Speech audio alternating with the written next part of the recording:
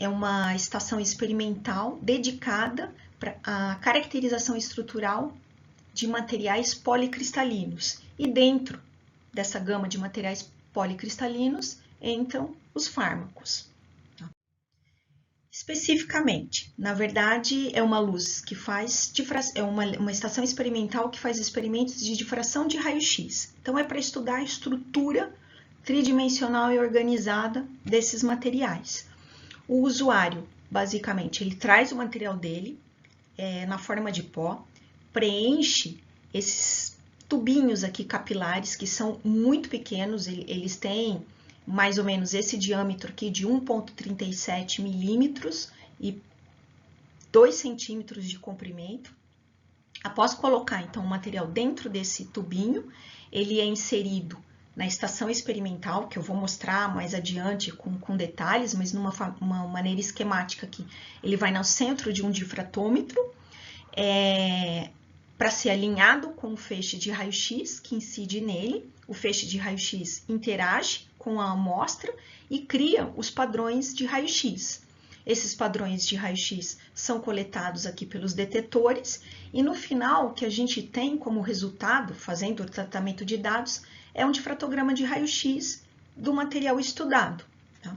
Do ponto de vista do raio-x, ele enxerga o material como uma estrutura policristalina, então tem diferentes fases, e o que o pesquisador faz é desvendar quais são essas fases, a quantidade dessas fases, né?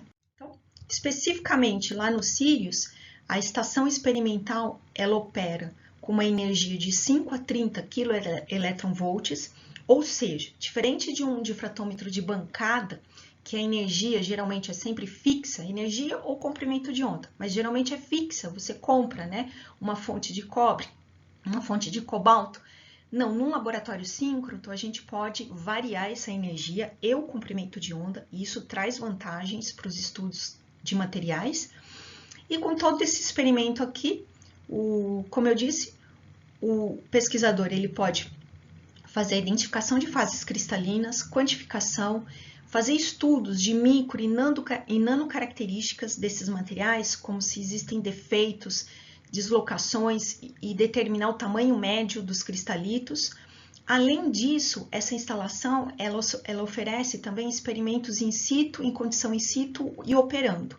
Ou seja, além de eu pôr minha amostra aqui dentro, eu posso acoplar todo um sistema ao redor que ele vai fazer a amostra aquecer ou resfriar, ou então passar gás pela amostra, interagir com alguma atmosfera ou com umidade e ao mesmo tempo ir captando as informações estruturais dessa amostra.